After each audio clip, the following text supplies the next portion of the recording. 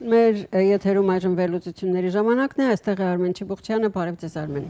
Այսօր Հայաստանի Հանրապետությունում Երևանում շատ տարօրինակ փաստ արձանագրվեց, կուսակցություններից մեկը որոշեց, որ ինքը կարող է սահմանադրության հոդված փոխել, հերիք չի, չնայած ասում են, որ այդ իրավունքը տալիս է սահմանադրությունը,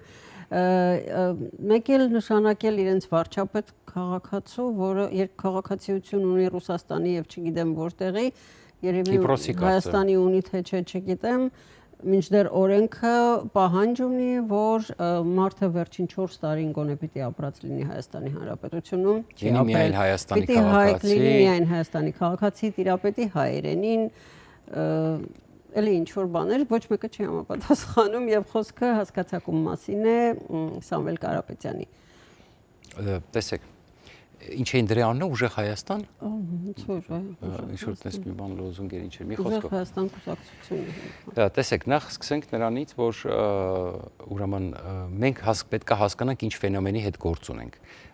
Մի հատ պարզ բան, օրինակ ձեր կարծիքով օրինակ Հիտլերը ժողովրդավարական ընտրություններով է եկել իշխանության, թե չէ, ենթադրենք։ Կամ հա, ժամանակի համար, այսինքն տեսեք, խնդիրը հետևյալն է, կամ Պուտինի ընտրությունները ժողովրդավարական են եղել, թե չէ, առաջին ընտրությունները, գիտեմ որ ոչ, այո, տեսեք, հա, այսինքն չէ, այնտեղ մանիպուլյացիաներ եղան եւ այլն, ավելին ասեմ ձեզ, առաջին ընտրությունները գուցե ժողովրդավարական, այսինքն գուցե ինքը, այսպես ասում եմ, ունեցել է քիչ թե շատ ասում եմ, այն որ ճիշտ է, նոր մարդեր սարքեցին, այնտեղ անգամ հետաքննողները կան ասեն, որ հատուկ տերակտներ սարքեցին սեփական ժողովրդի դեմ, որ Պուտինը այդ հարցերը լուծի, տենց դուրս գա, պայքարի, չգիտեմ, բռնի, որպեսզի իր ռեյտինգը բարձրացնեն, չէ։ Ինչ էլ ձեզ ասեմ, բոլոր ուրեմն դիկտատորները, խաբեբաները, բոլոր ուրեմն դահիճները եւ այլն իրենք գալիս են, լավ, եկեք ընտրություններ չասենք, որտեղ մտա շատ հարաբերական հասկացություն է, բոլորը գալիս են ժողովրդի վստահությունը ուրեմն շահելով, այսպես ասենք, հա։ Հիմա մենք ամենաուժեղն ենք, ոնց մենք կգանք այս սաղվատը, կվերացնենք, կսրբենք, կտանենք, մենք կդառնանք, բայց խնդիրը գիտեք որն է։ Պրոբլեմը Սամվել Կարապետյանից հետ գլխավոր մեկն է։ Իրենք ուղիղ, ասում եմ, պորտալարով կապված են Պուտինի հետ։ Եվ արդեն մենք տեսնում ենք ում են իրանք, այն նախկին պաշտոնյաների, որոնց վրա քրեական գործեր ա եղել կոռուպցիայի հետ կապված, ասենք, չգիտեմ, Կարեն Կարապետյանի ընկերների եւ մոտիկների, չգիտեմ, արդեն նայում նախկին վարչապետ։ Այո, այս շրջապատը արդեն པարզ է դառնում, իրանք այսպես ասում եմ, ում են բերում։ Այդ մարդիկ պաշտոններ են ունեցել Սերժ Սարգսյանների ժամանակ եւ այլ այսպես հասկանում եք, այսինքն իրենք իրականում ոնց ասեմ, բերում են Սերժ Սարգսյան ժամանակ, օրինակի համար կամ Ռոբերտ Քոչարյանի ժամանակ մարդիկ են եղել, որ ուղիղ Ռուսաստանից են նշանակված եղել կամ ուղիղ Ռուսաստանի մարդիկ են եղել, շատ խորը ներդրված է։ Հիմա իրենք կզտեն, կհանեն, կբերեն այդ ուղիղ մարդկանց, ամբողջական ասած մի հատ ռուսական կառավարություն, ռուսական խամաչիկների կառավարություն կկազմեն։ Իսկ իրանք թքած ունեն սահմանադրության վրա։ Տեսեք, Պուտինը, ասենք, ինչ որ փոփոխություններ արեց, զրոյացրեց սահմանադրությունը։ Ինքը ասում է դա օրենքով է։ Բայց պարզա չէ, որ ասենք օրենքը կարաս տար գտնես, ճեղ գտնես, չգիտեմ, ինչ որ մեկնաբանես բառը լրիվ ուժ ձև, այսինքն ինչ ուզեն կանեն։ Ինչ մտքներով ասի կանեն, սա այն ուժն է, որը եկավ իշխանության, երբեք իշխանության չի տալու։ Հələ սա ավելի վատ է, քան Իվանիշվիլին, ես ձեզ ասեմ։ Սա ավելի վատ է, քան Իվանիշվիլին։ Տեսեք, Իվանիշվիլի իրանք գալիս են եւ իրանց կախվածությունը այս պահի դրությամբ Ռուսաստանից շատ ավելի մեծ է, քան այն ժամանակ Իվանիշվիլին դեռ ինորեցվածքը ծախեց, Ֆրանսիա տեղափոխեց, գիտեք այդ պատմությունները։ Հիմա, այսինքն անելու են ինչ ուզում են, այստեղ հիմա եթե մենք քննարկենք դա օրենքով է, թե օրենքով չի, սա իզուր քննարկում է, հասկանում եք։ Ոչ, այսինքն ժողովրդին կարողացան գնել, չգիտեմ, առնել, դառան իշխանության, այս մեր Պուտինի կադրը ինչ պետք է լինի, ինչ ուզենա կանի։ Իդե Պուտինի կադրը ասացիք, մի բան էլ ասեմ, որ ինչ խոսում են Մոսկվայում, են խոսում են Հայաստանում, Զախարովան այսօր խոսում էր 9 միլիարդ ծախսելու, այսինքն 9 միլիարդ Հայաստանը պիտի ծախսի ատոմակայանի համար մոդուլային, ինչ մոդուլային կայան, ասում էր Զախարովան, մոդուլային կայանները ընդհանրապես նախագիծ են, այդպիսի կայան գոյություն չունի, իսկ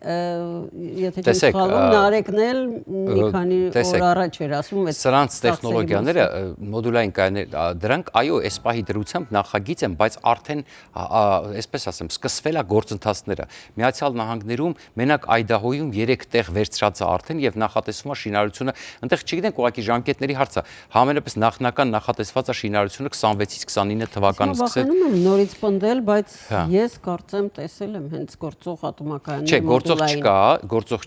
գործող չկա, եկեք, հետո մի բան ասեմ, տեսեք։ Տարբեր տեսակի կան։ Ես միջուկային էներգիայի մասնագետ չեմ, եկեք ես շատ չխորանանք, ինչ որ բայց ոչ այն ինչ առաջարկվում է մեզ։ Տեսեք, կա փոքր, այնտեղ շատ տարբեր կա, տեսեք, կա փոքր ռեակտորներ, որքան ես հասկացա, ներողություն եմ խնդրում մասնագետներից, ես միշտ աշխատում եմ կոմպետենտ մնամ այս առումով, ես մասնագետ չեմ, բայց տեսեք, փոքր ռեակտոր չի նշանակում այն տեխնոլոգիան, որը հիմա, որպեսզի պարզ բացատրենք մեր հետևորդներին, որ հիմա առաջարկվում է, այն տեխնոլոգիան, որ հիմա առաջարկվում է, դա բոլորովին այլ տեխնոլոգիա է, դա ավելի անվտանգ տեխնոլոգիա է, դա լրիվ նոր արարություն է, որը նոր սկսվել է Միացյալ Նահանգներում իրականացվել, հա։ Նույնն էլ ինչ որ կառուցվում է Չինաստանում, դա չի նշանակում, որ նույնն է ինչ որ Միացյալ Նահանգներում է սկսվել։ Հիմա Այդահոյում 3 հատ նախատեսված է կառուցել տարբեր տեսակի, տարբեր հզորության եւ պետք է սկսվի այս մայիսին 26 թվականի մայիսին, իսկ նախնական այդպես էր հայտարարված։ Մի խոսքով նպատակ կա 26-ից 29 թվականը, ուրեմն այդ process-ը իրագործել, հա։ Այսինքն մենակ 3 հատ Վաշինգտոնում այնտեղ Amazon-ի հետ համատեղ պրոյեկտ կա 5, 6 եւ ավելի պրոյեկտներ կան եւ հիմա ընդ որում ասեմ դες հիմա կարող է մի տարվա ընթացքում ստացվի որ Ամերիկայում մի 15 տենց պրոյեկտ կա որտեղ ակտիվ գիտեք այդ AI-ի զարգացման, դատաբազաների եւ մնացած ամեն ինչի հետ կապված հիմա շատ արագացվում է այս process-ը։ Տեսեք, այս տեխնոլոգիայով արդեն տարածքներ ավերցրել, արդեն շինություններ են սկսել բարձրացվել, որպեսզի արդեն սկսեն հետո մեջը տեխնոլոգիան Այսինքն process-ը գործընթացը սկսված է։ Սրա մասին է խոսքը։ Տեխնոլոգիան ոչ մեկ դեռ, տեսեք, սխալ է նաև ասել, որ չինական տեխնոլոգիան, ինչ որ չինացիները հիմա արագ սկսել են իրագործել, դեռ էլ չկա պատրաստի դեռ։ Նույնն է ինչ որ ամերիկյանը։ Ոչ, ամերիկյան տեխնոլոգիաները միշտ ամենավերջինն են։ Սրա մասին է խոսքը։ Բայց ինչի 9 միլիարդ։ Նորագույնն են իմաստով։ Այո, այսինքն չենք կարող ասել Չինաստանից վերցնենք, որտեղ այս ավելի էժանական է, մենք չինական ու ամերիկյան տեխնոլոգիաները տարբեր են։ Մենք գիտենք, որ չինացիները միշտ գողանում են տեխնոլոգիաները Ֆրանսիայից եւ ԱՄՆ-ից եւ ընդ որում միշտ մի սերունդ հետ տեխնոլոգիա ունեն, միշտ։ Դրա համար միշտ Թրամփը շեշտում ասում, մենք տեխնոլոգիապես առաջ ենք Չինաստանից, սա կարևոր է հասկանալ։ Բացի դրանից, այդտեղ նաև քաղաքական անվտանգային հարց կա ԱՄՆ-ի հետ լուծելու, շատ կարևոր է։ Ինչից սկսվեց այս վեճը, այդ 9 միլիարդ, որ վարչապետը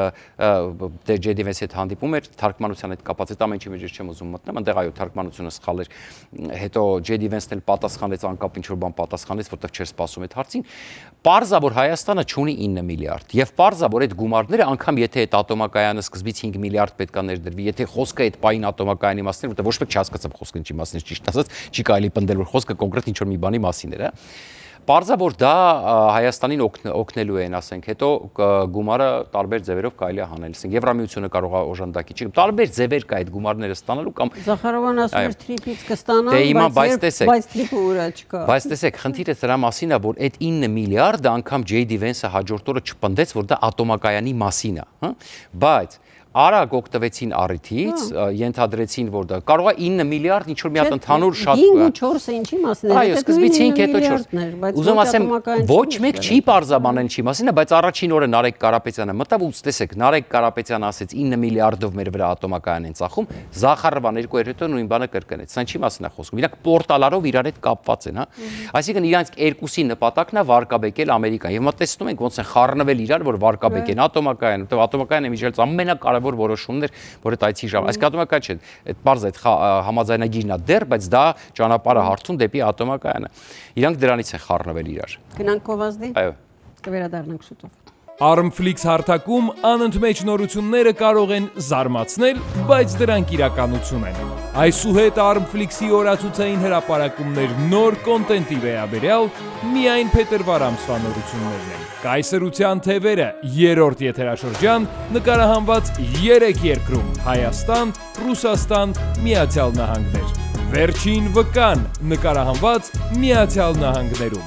Հատ ծյոծը նկարահանված Միացյալ Նահանգներում։ Իսկ անակնկալները շարունակական են։ Միացեք Armflix-ին եւ լրացրեք ձեր ժամանցը բացառիկ ֆիլմերով։ Միայն Armflix-ում յուրաքանչյուր տարիքի հանդիսատեսի համար։ Armflix, լավագույն հայկական մեդիա հարթակ աշխարհասփյուր հայության համար։ Վերլուծություններն են շարունակվում եւ վերադառնանք մոդուլար միջուկային կայանների թեմային, խոսում էինք այդ մասին։ Չէ, ընդհանուր ուզում ենք ներկայացնենք այդ պատկերը, որ երկրորդը, տեսեք, Նարեկ Կարապետյանը ասում է, որ Հայաստանի վրա են ուզում փորձարկեն, մինչև Հայաստանում շինարարությունը սկսվի, Միացյալ Նահանգներում արդեն պատրաստ կլինի, որտեղ Ամերիկայում արդեն ասեցի 5-6 նախագծեր կան, որ մահարելի գումարներ են ներդրված։ Այո, դրա համար այդ է սկսած Ինդիանայից, վերջացրած Վաշինգտոնից եւ այլն, շատ տարբեր տեղեր։ Դրա համար այն որի ասում է Հայաստանի վրա են փորձարկում, դա այդպես չի, Ամերիկայում արդեն գումար է դրված դրա տակ, արդեն շինություններ են կառուցվում դրա տակ, արդեն պրոյեկտավորումները ակտիվ գնում, չեն հասցնի ուղղակի Հայաստանում առաջինը կառուցեն, որտեղ Հայաստանում միջև կառուցեն Ամերիկայում արդեն պատրաստ կլինի առաջինները։ Ընդ որում, քանի որ դրանք փոքր են, դրանց եւ արժեքն է շատ ավելի, այսինքն իրանք շատ ավելի էժան են կառուցման, օրինակ ռուսականները շատ թանկ են եւ շատ վտանգավոր, եւ տարիներով տևում է եւ Ռուսաստանի կոռուպցիան էլ հաշվի առնելով, այնտեղ 20-30 միլիարդ դոլար կարող է ծախսես, այդպես էլ չունենաս, հա։ Իսկ մոդուլարները դու կարող ես ընդ որում աստիճանաբար հետո ավելացնես էլ, եթե քեզ պետք է եւ այսպես շարունակ, հա։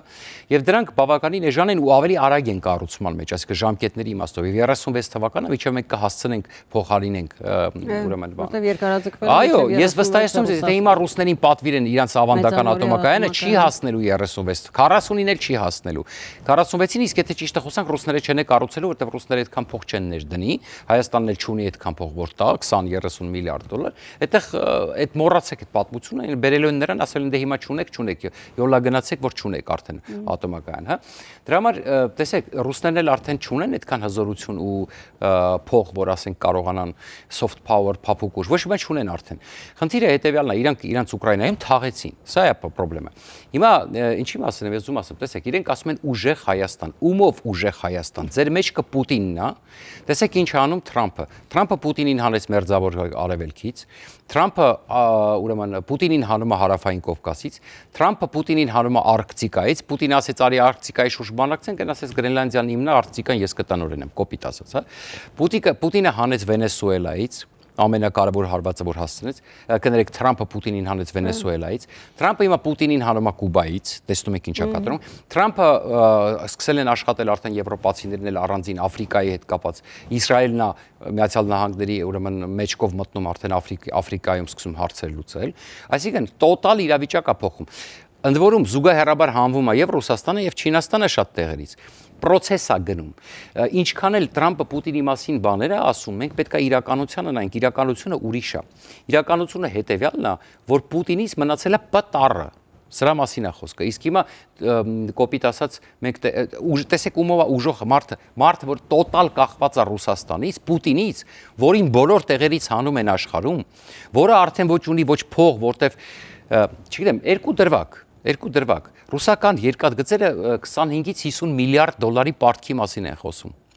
Խնդրում աղաչում այնտեղ 5 տրիլիոն ռուբլի, եթե չեմ սխալվում, թե 4 թե 5 տրիլիոն ռուբլի։ Ուրեմն պատկերացրեք պետությունից խնդրում է այդ երկաթգծերը, որ հիմա իբր թե Հայաստան միջուր բան են ուզում անեն, 1.5 տրիլիոն դոլար ընդամենը պետությունը կարողանում տա, որպեսզի երկաթգծերը չկանգնեն ռուսական։ Սամալյոտ ընկերություն կա Ռուսաստանում, որը դարձել էր ամենահզոր շինարարական ընկերությունը, որը քեղագույն շենքեր էր սարքում եւ բավականին հարուստ էր, ընդ որում Գոդ Նիսանովն էլ մեջներ, այնտեղ ադրբեջանցիներ կային դրա մեջ եւ հիմա իրանք փախել են տակից, ծախում են իրենց փայերը դուրս են գալի։